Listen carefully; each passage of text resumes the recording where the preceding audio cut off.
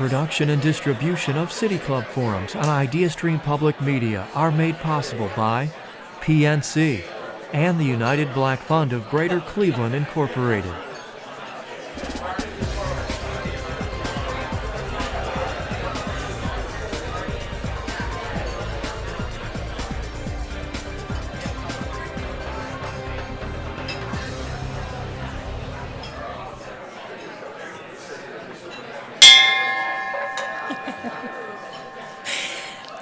Hello, and welcome to the City Club of Cleveland, where we are devoted to conversations of consequence that help democracy thrive. It's Wednesday, May 24th, and I'm Rachel Stensbacher, Senior Vice President of Community and Corporate Engagement with the Greater Cleveland Sports Commission. We're proud to be here today, alongside Velocity, to present today's forum as part of the Diversity Thought Leadership Series in partnership with KeyBank. In recent years, Cleveland has welcomed several major sporting events, from the 2021 NFL Draft to last year's NBA All-Star Game. In 2022 alone, the city hosted 10 national sporting events, which brought in $155.1 million to the local economy. Next year, the top collegiate women's basketball teams will come to Cleveland to compete in the NCAA Women's Final Four. Cleveland previously hosted the Women's Final Four in 2007, when the University of Tennessee won its 7th championship.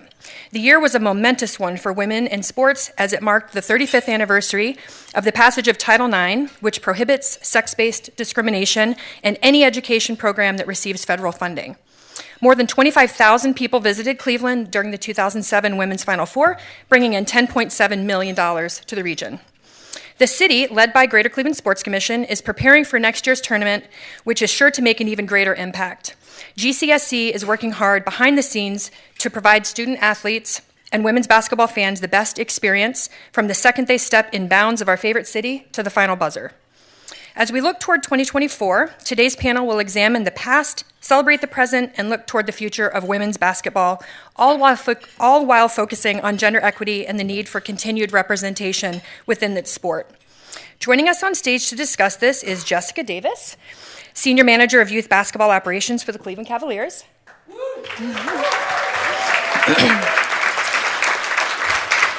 Monica Gustin, my colleague and friend, and also Vice President of Business Development for the Greater Cleveland Sports Commission.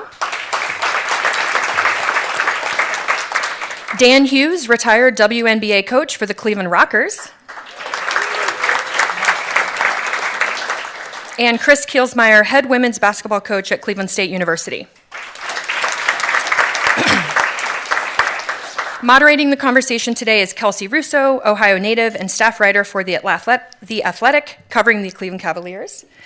Kelsey also covered the WNBA's Atlanta Dream during the 2019 season. Thanks, Kelsey. If you have questions for our panelists, you can text it to 330-541-5794. That's 330-541-5794. You can also tweet your question at the City Club, and City Club staff will try to work it into the second half of the program. Members and friends of the City Club of Cleveland, please join me in welcoming Jessica Davis, Monica Gustin, Dan Hughes, and Chris Kielsmeyer. Kelsey? Thank you all for being here today, and thank you, all four of you, for being here. I'm really excited for this conversation. I think it's a really important one for not only the city of Cleveland, but also as we continue the conversation around growing women's basketball. So while we prepare for next year and inviting the Final Four to Cleveland, I want to go back to 2007, the last time that the Women's Final Four was here in Cleveland. And like she said, Tennessee beat Rutgers for their 7th national championship title, and a lot of people came to Cleveland for the first time, experienced the city. And so, Dan, from your perspective, I would be curious to hear what memories you have from when that time in Cleveland and what it was like to experience the 2007 tournament here in Cleveland. Oh, absolutely. I have to go back to, I was with the Rockers when the bid went in to get the tournament to come here in 2007. So I was part of the greeting process for the decision makers for the tournament. And then to see it play out in 2007, to me, holds a lot of really good memories. Great games. Pat Summitt with Tennessee, who just a real legendary part of women's basketball, won the title that year. But I was here, the WNBA used to run the draft at the sites of the Final Four. So not only did I enjoy being back in Cleveland, I also had work to do.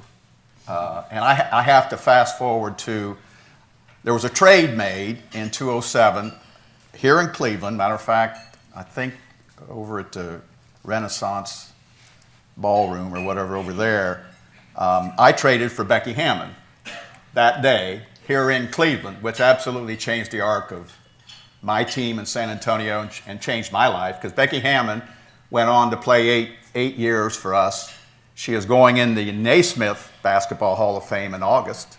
Okay. She was the first women's assistant coach in the NBA. And all that kind of went down here as part of the Final Four. So it brings back a multitude of memories. And I think the women's game, I have had the beautiful experience of being involved in it and watching it grow. And I think the people of Cleveland are in for a treat. And I think the people that are coming here to experience Cleveland are also going to have a treat. It's a wonderful merger to me. Love that. Chris, similar for you, your first time in Cleveland, one of your first times in Cleveland was for the Final Four in 2007. So what was your experience like coming to the city and now seeing this event come back 17 years later? What can the magnitude of this type of event do for the city of Cleveland? Well, it personally significantly changed my life. I was born and raised in Iowa. I'm a country boy. I was coming from Wayne State College in Nebraska, which is a town of 5,500 people. So when Cleveland State wanted to interview me and bring me here as their potential next head women's basketball coach, how is this guy going to fit in? I'm a country boy. How am I going to fit into Cleveland? How am I going to fit into this big city? And 2007 was the only time that I'd ever been to Cleveland. And so a lot of those experiences that I had in that one moment when I was here really impacted my decision to first come on the interview because of, let's give it a chance because of those experiences. Cleveland's anything you want it to be. I built a house, we built a house 13 miles south in Broadview Heights, and I'm out with the ducks and the geese and the deer, and I got all kinds of animals in my backyard. It's phenomenal. I have that part of it. But anytime that I want the aspects of a big city life, if I want to go to a Guardians game and see Jose hit a home run this afternoon like I'm going to go do, I can do it. So it just, those experiences of being here that first time in 2007 really impacted me in a way of saying it's all encompassed in the city. You can go and experience how many things without having to leave the city. If you want to leave the city and go do something different with the 21,000 acres of parks and the different things that you can experience outside of the city, it's there as well. So I was there one time. How many people are going to come to Cleveland for the first time this year? And that's going to impact those lives. And the city can do that to you significantly quickly. Absolutely. Monica, from your perspective, so 17 years ago we had this event here, now it's coming back. From the business aspect, what kind of impact can an event like this, like the Final Four, have for Cleveland? Like we've seen how the All-Star Game had a huge economic impact here last year, the NFL draft, et cetera. And what are some of the biggest challenges in planning for this type of event? Sure. So first of all, thank you for everybody for joining us today. And I was also a part of the Final Four in 2007 in a little bit different capacity than these guys, more like our students that are here, our high school students. And that just goes to show the impact that programs along with something like the Women's Final Four can bring to a community beyond the business. The exposure to different, whether it be basketball-specific programs or women and girls in business leadership type programs. So the type of impact that this is going to have, I would be remiss to highlight without all of the community partners that most are in this room. All the great work Chris is doing to elevate Cleveland State's basketball program. All of the continued work that Dan is doing as an ambassador to Cleveland with his vast experience, not only in the WNBA, Team USA. He's a Cleveland fan. He's a Cleveland cheerleader, and we appreciate that. all the work that Jess is doing to promote future girls and leaders, and whether it be basketball specific or otherwise. But also the Mid-American Conference is our host institution partner for the Final Four next year. They put on some of the best conference championships that exist. And we couldn't do this without them, especially with our venue partners at Rocket Mortgage Fieldhouse. The biggest advocate that we've had for getting the Final Four back to Cleveland in this crew, we can't thank them enough for their partnership through this. And all of that, the Sports Commission comes in and really helps wrap the community around this to create that business impact. So we partner with the city of Cleveland, everybody in this room and beyond, to really highlight what all we have to offer, like Chris alluded to, but also to create new programs and a new legacy and how we're going to put our impact with hosting next year this great event. We do I hope a pretty good job with our partners at the hotels, restaurants, and beyond to really create that economic impact for the 50,000 plus visitors that will be in attendance. But also this past year, we saw almost 10 million viewers for the championship game that was in Dallas. So we're going to be working our butts off to make sure that we have an even greater impact for our community, because at the end of it, that's what it's all about. Actually, it's a great launching point for the next kind of topic I wanted to talk about was women's athletics in the media setting, and not only here in Cleveland specifically, but just in general, and how it's continued to grow over the years, but how there's also so much more room for it to grow, and how it needs to be a topic of conversation consistently. So kind of like you said, the Final Four weekend in Dallas averaged 6.5 million viewers, which was a record for ESPN. The national championship game brought in 9.9 million viewers, which was the most viewed college basketball game, men's or women's, on ESPN platforms, which is incredible. You think about that game and the exposure those players received in that type of atmosphere. But there is also lots of room to grow women's athletics from a youth perspective to a collegiate perspective to a pro perspective. And so, Chris, I've been curious because as Cleveland State's coach, how you've seen the media setting around your program grow, especially with the success that you guys had this past year, but also what you would like to see change from that perspective. Well, the vision that I had for Cleveland State women's basketball was simple. We were going to try to build it into one of the best programs in the country and win championships consistently. But a big piece of that also was, let's be the face of women's athletics in the city of Cleveland. Let's be the face of women's athletics in Northeast Ohio. And I've always been such a strong proponent of, if you've never been to a women's basketball game before, be like my man Pete back here and show up and sit front row and come to a game. And if you don't like it, never come back to one. But I think you're going to love it. And I think, this isn't the 50s anymore. Mm-hmm. We need to keep talking about women's athletics. We need to give them a voice and a platform that's equal to the men. And that's...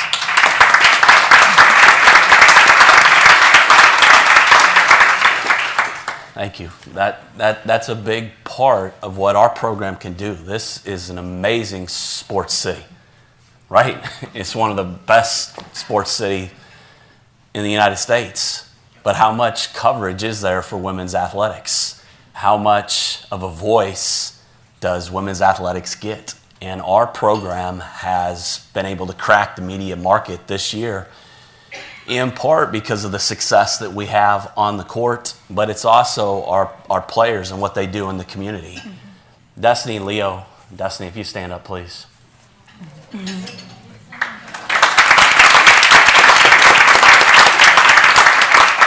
Destiny's from Eastlake North High School, and our first big recruit when we came to Cleveland. We identified her as, if this plan and this vision that we want to create happen, boy, she's going to make it happen a whole lot faster.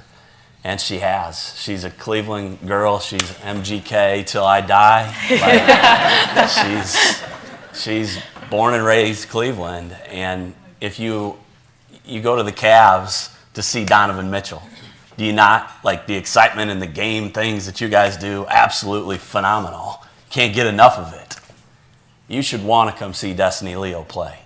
If you haven't seen Destiny Leo play, you haven't seen Cleveland State women's basketball play, you should make that a priority this next year, because it's outstanding basketball. It's outstanding excitement. And again, if you've never seen it, you can't use that as an excuse not to go and not like it until you come, because then I think you'll like it and you'll never want to not come back again. And Pete will save you a seat in the front row. So. I love that.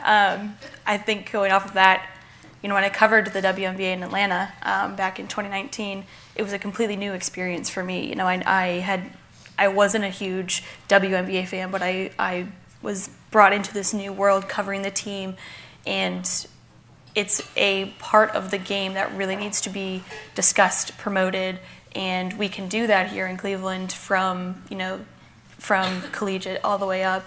And I think that's just a great example of there's a way to do so with programs like yours. We believe that we've become the face of women's athletics in this area, but we're not satisfied in any way. Yeah. We feel like we've cracked just the tip of it. And if you followed our program this year, we were in the media a lot. We were on the front page of the Cleveland, a women's team on the front page of the Cleveland sports page. Wow. How many times has that happened? Maybe happened back in the day with the Rockers and stuff like that, but it's something that needs to be talked about, needs to be done. Mm-hmm. Show up. Absolutely. Watch games. Talk about the sport. Talk about women. Absolutely. Jessica, from your perspective, so from the youth working in youth basketball operations, how can the conversation around women's athletics, girls in sports from a young age change, and how have you seen it grow too from when you've been here? So I think the conversation just needs to continue, and it needs to continue from this positive momentum that's going on and continue having conversations like the one today, and promoting young girls participating, how important that is from a young age, and how you learn life lessons through playing the game of sport. So we all know it's 12 WNBA teams and an opportunity to play overseas, but that's a small margin of girls going to play once they finish college. And so how important these life lessons are. Maybe they're not the star kid playing, or they're not the star middle school or high school or collegiate, but these life lessons they're learning from preparation to accountability to being a good teammate that's going to transfer over once the ball stops bouncing. Is so important, and a lot of employers are looking to hire females in sports. So I think it's so important, and to your question of how I want to see it grow from two aspects. One, increased female participation, and then two, increased female utilization in the gyms. Right here in the city of Cleveland, there are over 15 rec centers with a basketball court. And that's not even including the outdoor courts. And so young girls have an opportunity to go and use these resources that they have here. And I know right now the city of Cleveland has a women's open gym on Wednesdays. And so this is another opportunity for these young females to take advantage of. And once they're in the gym, from a coach's perspective, we have to keep them there. Mm-hmm. So if they're interested, we have to empower them, build their confidence, give them equip them with the skills to get better, and most importantly, make sure they're having fun while doing so. Because when we talk about growing the game, if they're not coming back, then we're not growing it. Mm-hmm. And so we have to provide them with this space. We have to provide them with this space that all athletes want to come back to. Absolutely. Going off of that, I have a follow-up question for you, but on the confidence aspect of it all, it's something that, from a media perspective, we talk about all the time of women in sports from a ton of different avenues, either the media side of it, from a player perspective, from administration side. The confidence aspect is so necessary and so important. And feeling like you belong, you should be there, you have the opportunity to be there. So how do you, how do you grow that when they are in the gym? How do you instill that confidence through the game of basketball, that it sticks throughout life and not just on the basketball side? It starts when they walk through the door. Providing them that energy, letting them know that we're about to have a good time on this court.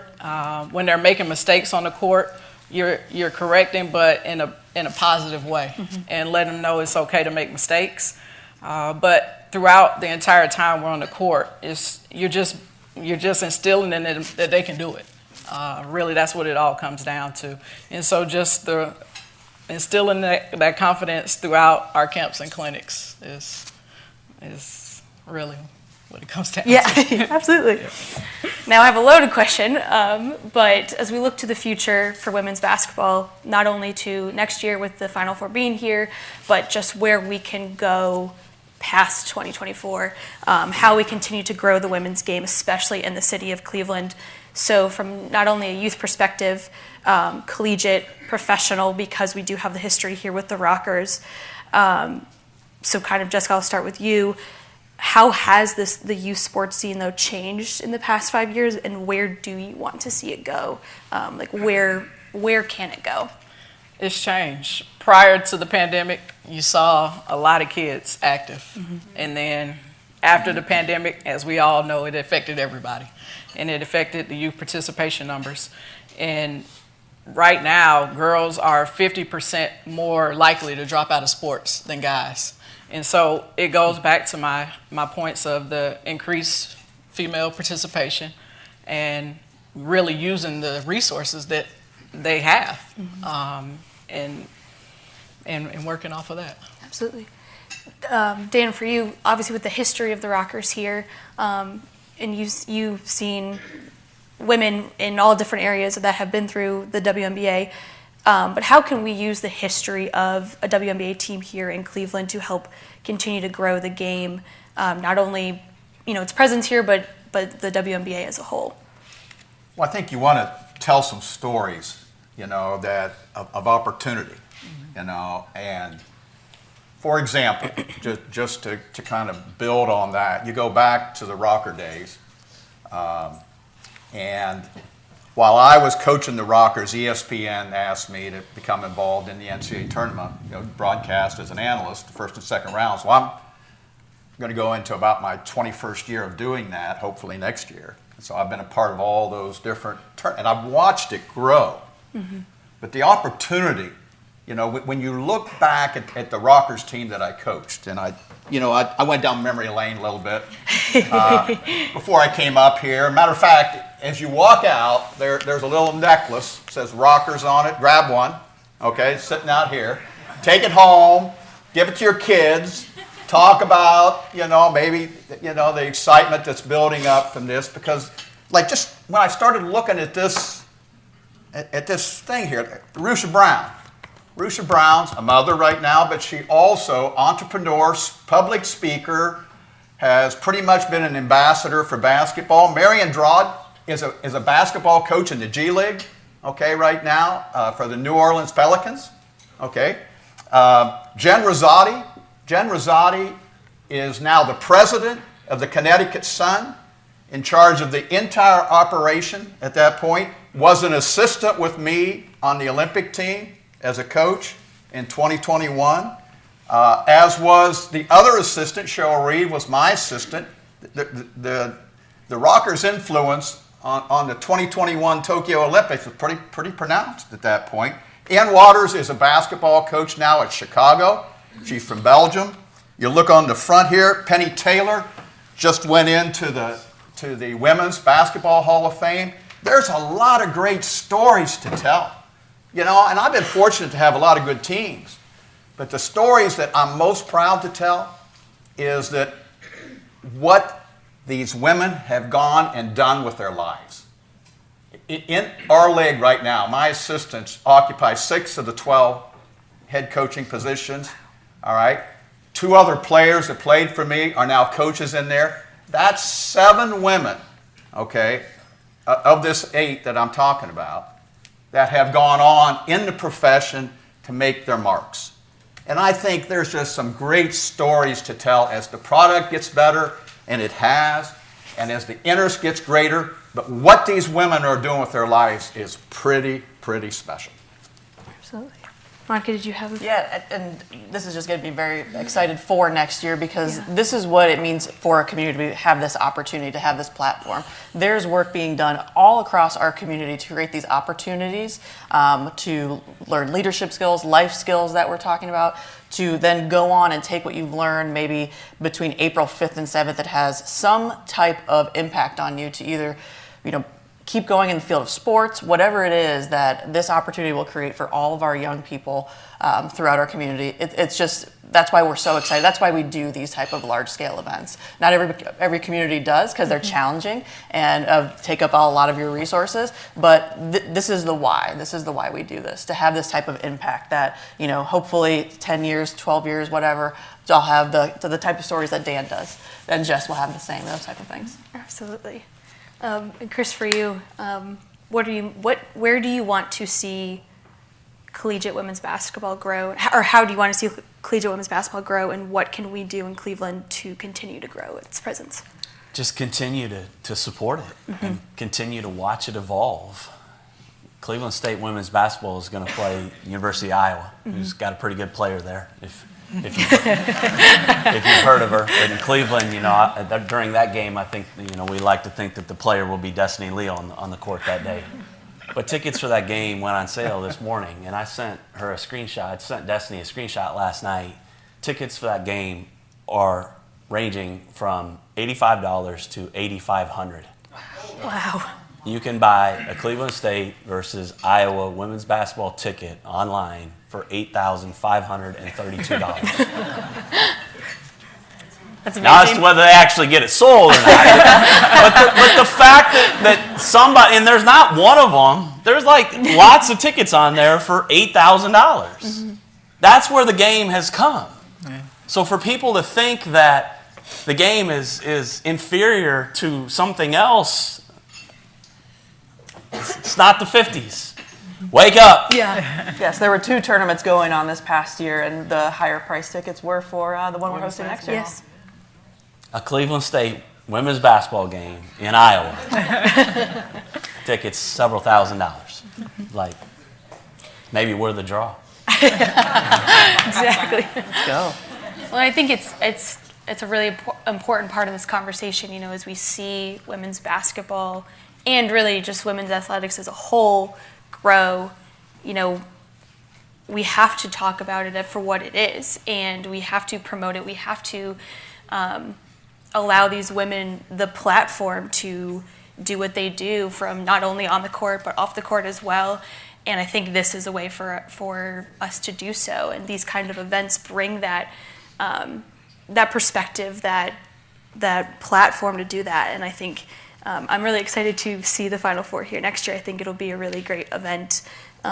It'll open a lot of people's eyes to women's basketball, not only in Cleveland, but on a national scale like we saw last year. And I think it's going to be, I'm really excited for the event. But thank you all for your insights and this conversation. And I really just enjoyed the opportunity to talk with you all and talk about the growth of women's basketball. Thank you. Kelsey.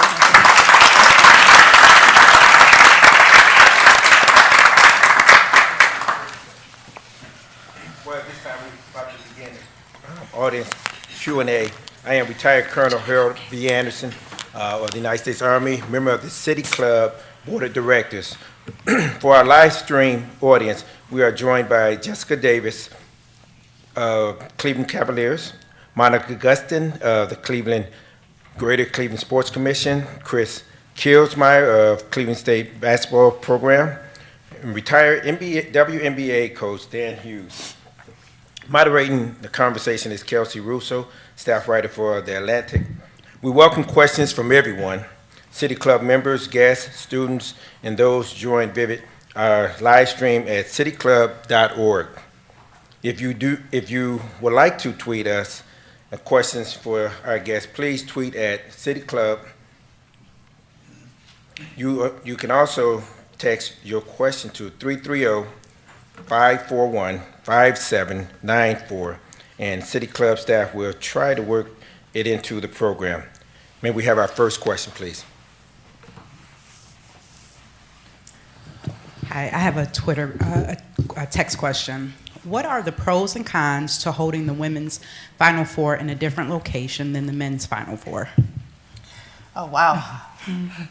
Okay. I love your everybody's feedback too, but I think that it's two different championships, and I think to have one in the same would potentially overshadow all the good that's being done with the men's tournament, honestly, and the women's tournament. Having the city branded for NCAA women's basketball and highlighting the 4 teams that make it and the teams that have made it throughout the tournament, it's just an opportunity unlike any other.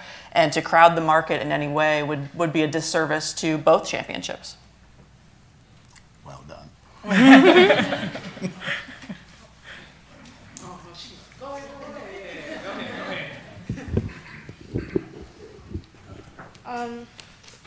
I'm on like the behalf of Trinity. So as a young female athlete, how do I get involved with like women's basketball, especially in Cleveland, like outside of watching basketball or going to skills camps? And like, what advice do you have for us athletes who would learn like the business of the game, like opportunities that lead with it? That's a loaded question. It's a good question. That is a great question. And you attend Trinity High School? Well, I'm on behalf, but I'm attending next year. Next year. Okay.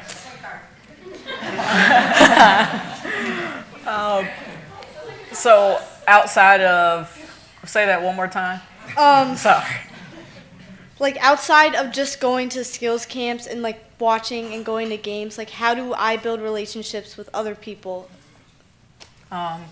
So it goes back to the open gyms.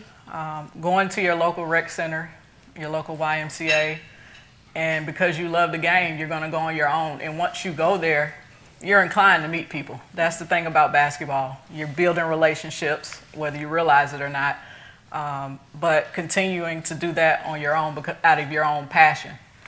And then, what was the second part of your question? My bad. How do I like learn like the inside of basketball? Like how do I learn like just meeting people and like climbing up through like the ranks and like maybe like becoming like a basketball coach like you guys? How do you do that? Well, you have a lot of resources right now, and I would love for you, my 2 head coaches, to chime in. Go ahead. Well, I'll jump in real quick. Getting started in a sport, getting started in basketball, for example, working at it, you know, on a daily basis, those type of things. But what I would encourage you to do is keep your eyes open as you do it. Because what starts to happen is you learn things on this journey, you know, and you use the sport of basketball to make your life better. And you can see, well, you know what, I was 7 years old when I kind of figured I wanted to be a coach. And I thought, well, I'll try to be as good a player as I can. But what I want to be, but keep your eyes open, because sports are best when they make your life better. And you might say, well, you know what, I think I might be a good trainer. I think I might be a good coach. I think I might be a good business person in part of it. So as you immerse yourself in this sport, it can lead avenues that makes your life better. Ask questions. Okay. Ask for help. Come spend some time with Cleveland State women's basketball this summer. Our players report back June 15th. A lot of people don't realize that Division I basketball will start June 15th for preparation of their first game in November. It's basically a 365-year sport. And spend some time with Destiny. Destiny gives of her time in this community like no other. And sometimes I hesitate how much I ask of her because she never tells me no. So I have to be careful how many times I ask because I know what the answer is going to be. And she came back from vacation late last night, and she's here today because she knows how important this is for her face to be out there.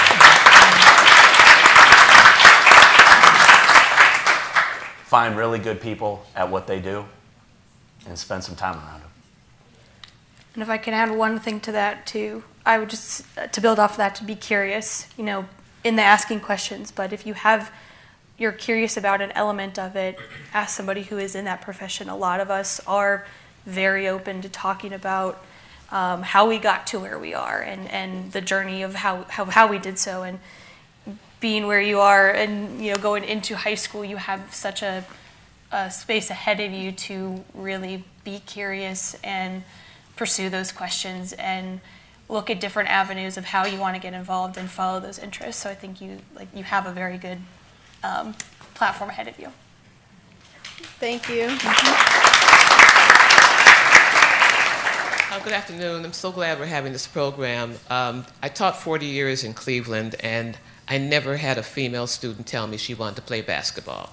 And so when you talk about getting more girls involved, I want to ask one question, but it has an A and a B. Do you visit high schools to get the young ladies involved?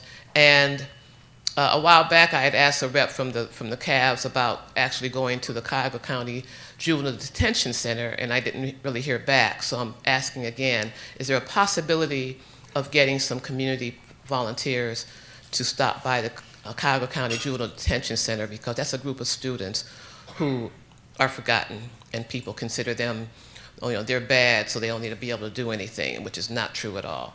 So two parts, high schools and also spending some time with the young people at the Juvenile Detention Center.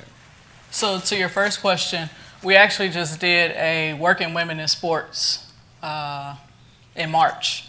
On every Thursday, we work with CMSD Athletic Department to put on this workshop for young women to be exposed to careers outside of the court. And so we use I heard the number, 25 team members. I didn't realize it in a moment, but 25 women from our organization to come in on each Thursday. There's about 5 speakers per session, and talk to these young women about life outside of the court. So there is work being done in CMSD. It's a lot of work being done in CMSD to really grow the game and help these young people learn about life outside of basketball. Because what I hear a lot of these kids saying is, oh, you could be a coach, you could be a ref, you could be a police officer, but they don't realize all the other jobs that exist in sports. And to your second part of the question, I actually saw a tweet saying you can learn from a friend in prison, you can learn from a friend in the classroom, you can learn from all different areas. So that's definitely an area that we can explore. I have friends who've been in prison, family members. So I'm not against it. Neither is anyone from our organization. And so we can definitely explore that avenue, and I'd love to connect with you after. Yep.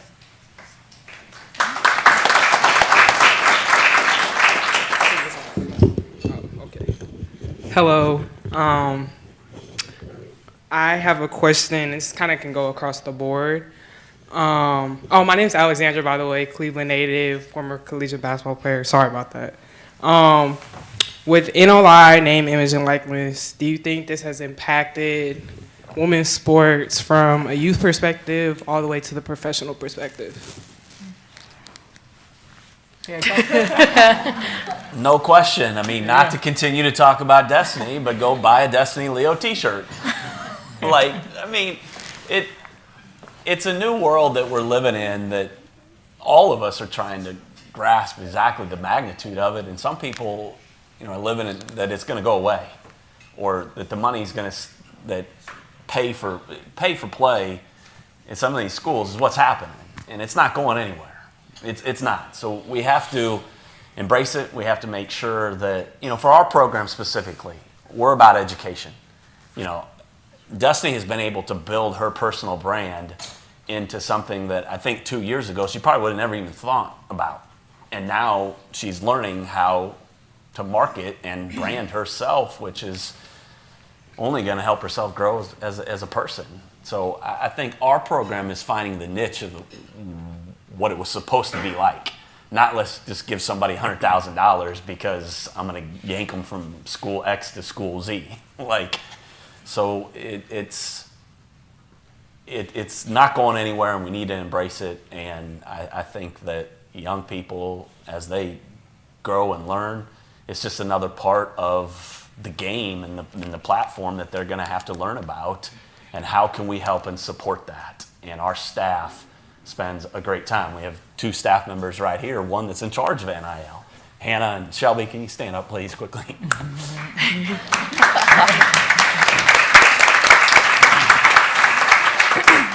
Young staff members that know so much more about any of that stuff than I ever will.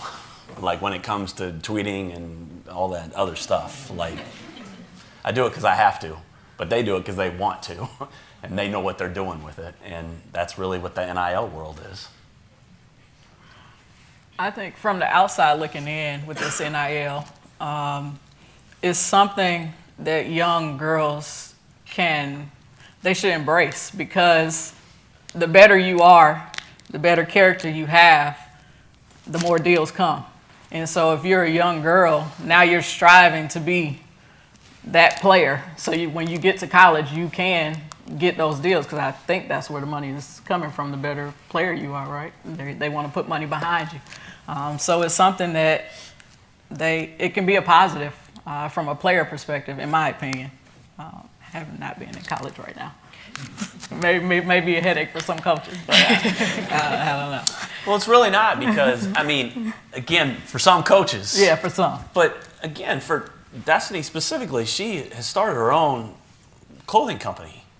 Like, she has her own t-shirts and sweatshirts, and she has her own trading cards. You want a Destiny Leo basketball card, she has an NIL deal with a local trading cards company. So, I mean, who would have ever thought that those opportunities would be out there for any collegiate athlete, whether it male, female, whoever, just a few years ago? And those are the stories that are the success ones. Those are the ones that it's being done right.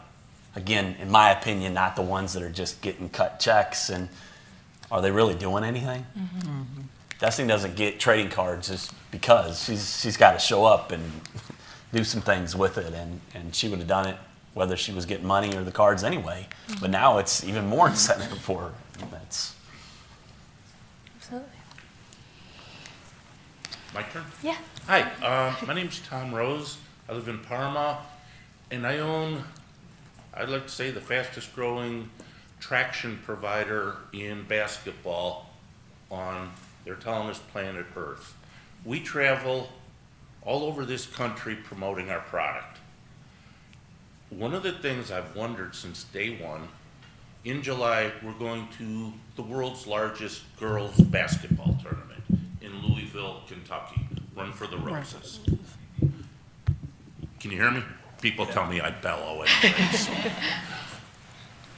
Every time I go to Run for the Roses in Louisville, I come back. They say this year there's going to be 2,000 plus girls teams from all over the world.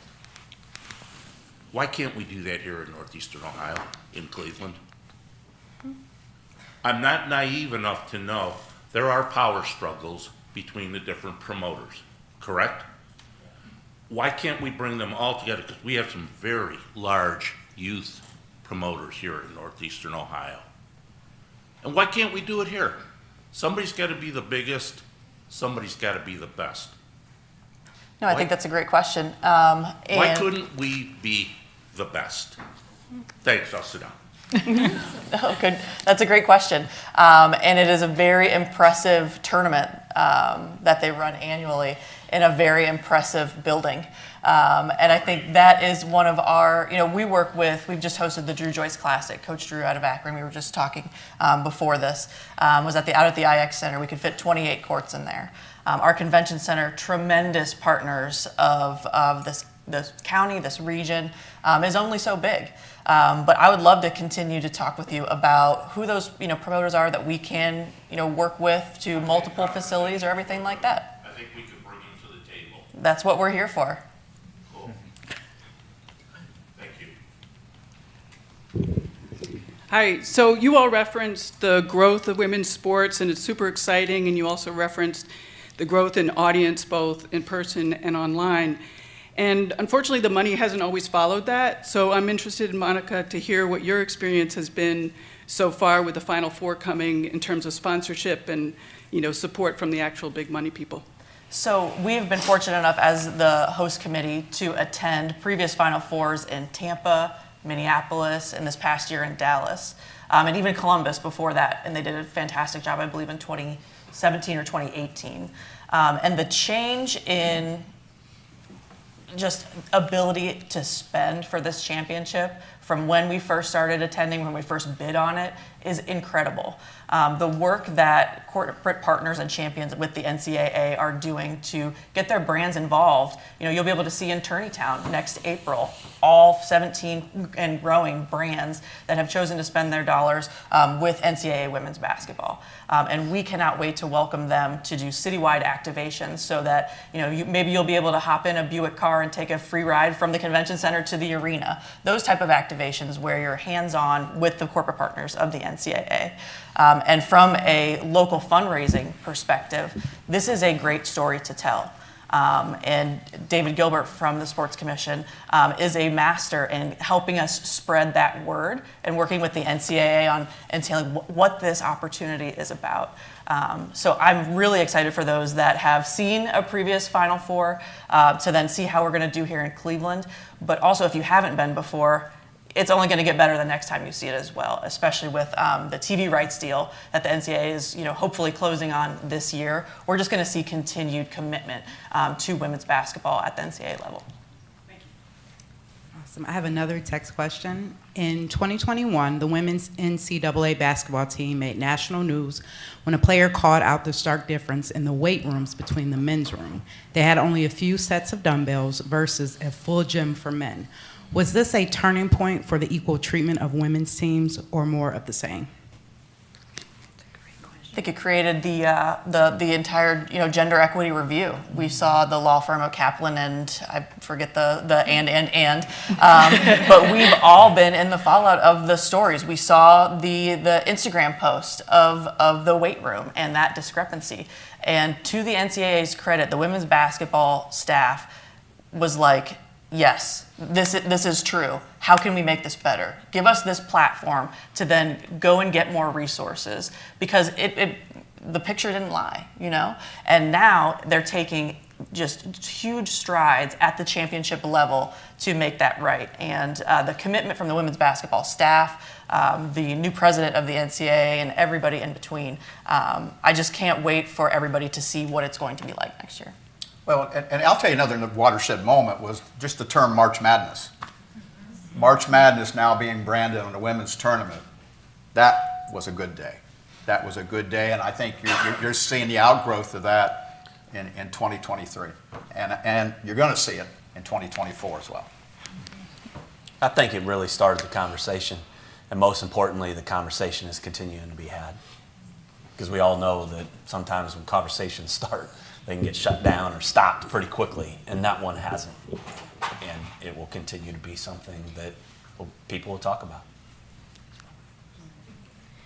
Hi, I'm Isis Freeman, a 9th grader at Trinity High School, and I was wondering how students who are in school can now take advantage of the benefits or opportunities that are presented as a result of the event like this. Like, how can we come to more events like this? This is a great first step, and we appreciate you being here and taking that. The question before was, how do we get involved? You're doing the right things right now. So we have information out front on, leading up to the Final Four. We'll have more of these type of discussions. We'll have on-court opportunities to interact with Jess, her team, our team. Hopefully we'll get Chris's team out there as well. I hear they're pretty active. But along with that, there's going to be, in April of next year, so many different opportunities, not only for on-court, but beyond the baseline speaker series. Well, you'll get to interact with community leaders and learn from them. There's a Tourney Journey program. If you're interested in photojournalism and journalism, there's programs for all of that. So we've got more info out front for you to take with you, and we can't wait to see you at the next one. Thank you. Keep showing up and getting involved. I'd be remiss if I didn't say, well, how powerful were those essays? Yeah. Wow. Are they still here? Incredible job. I was significantly impacted by those words. Hi, Nicolette Cregan. I think kind of running off of the weight room and identifying that, there's been a lot of buzz around women's sports in a positive way. It's growing. The Final Four last year was talked about. You saw it on all social media platforms, but there's still several gaps. What is a gap that Cleveland is identifying and hopes to, shorten or strengthen the weakness there by hosting the women's Final Four here in Cleveland? It's really a partnership between, everybody up here and around this room this is the platform that we have. How are we going to maximize it together? Where do you need more support that we could pop in? Where, coach with your team, where can we help elevate or anything like that with our partners at Rocket Mortgage and the MAC as well? So we're going to work as a community to identify what those are, and we're going to, the tournament has sold out the past 10 years. Last year it's sold out in like a month or so.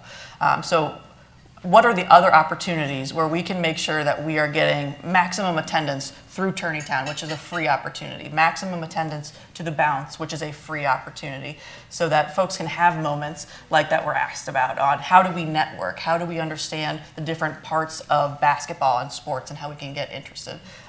It's a community-wide effort, and we're starting to dig in. Well, and everybody that knows my history or knows me knows I love Cleveland. I mean, that is branded.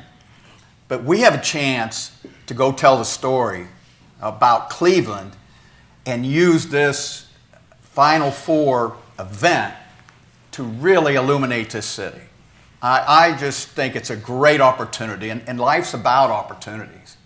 And this is one that we can go home and talk to our families, we can talk to our friends, and we can start right now.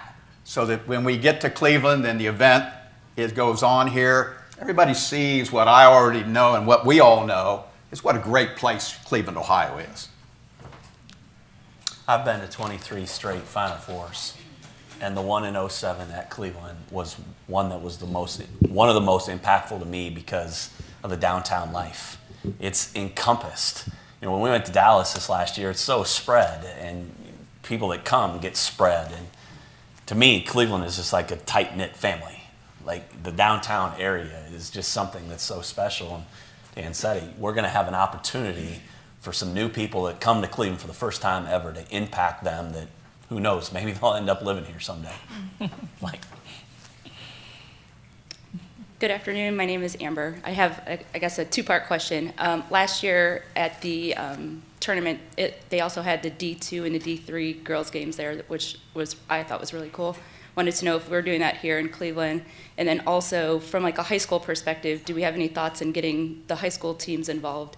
I remember when I was here, I think I graduated in 01 from high school, we got to walk out on the Rockers court after we won our conference championships. So in the summertime, they had all of us girls parade out and introduce that we won our conference championships. So.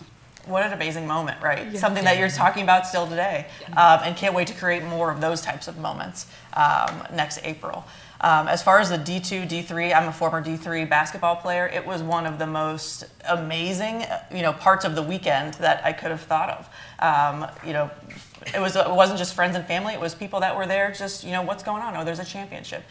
Division II, Ashland took home another title right on Saturday in Dallas between semifinals and finals.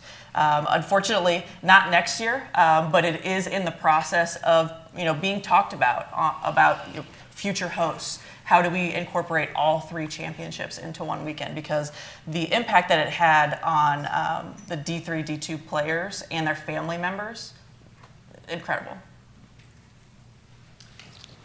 Text question. The solar eclipse is happening at the same time as the NCAA Women's Final Four. Is Cleveland ready for this influx of visitors since this is a day after the championship game? Yes. Anybody heard of the eclipse yet? It's Monday, April 8th. Cleveland, Northeast Ohio is the longest full coverage of the spot. I'm saying this incorrectly, but it's a big deal. Dan's nodding. He knows a little bit more about it. But our partners at Destination Cleveland, this is cleveland.com, a ton of information on, where's the best place to be. Is it a rooftop? Is it Avon? Is it downtown Cleveland? There will be plenty of resources throughout the weekend because, to your point, are there going to be enough, hotel rooms? Absolutely. We are working closely with our partners at Destination Cleveland to make those opportunities available and known to everybody. And for anybody that's having someone travel out of town next April 5th through 7th for the championship, please do mention that the eclipse is just that Monday because it's going to be one for our lifetime, we'll put it that way.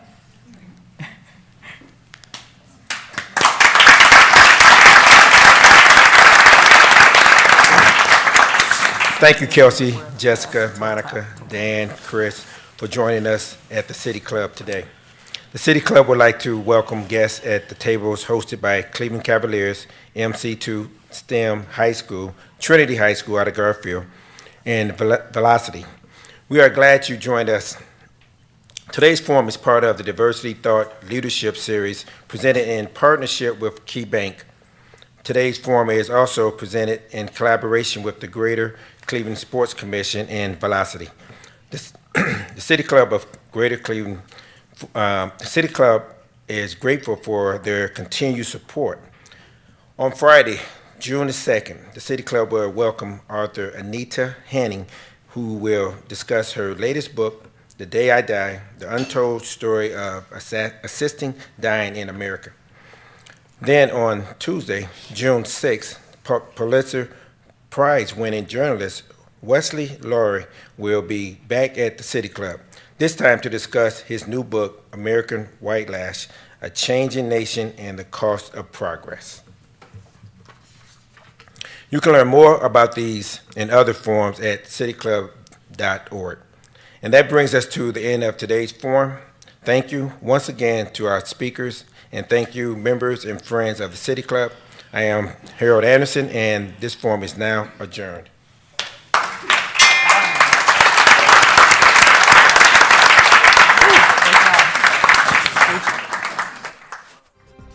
For information on upcoming speakers or for podcasts of the City Club, go to cityclub.org.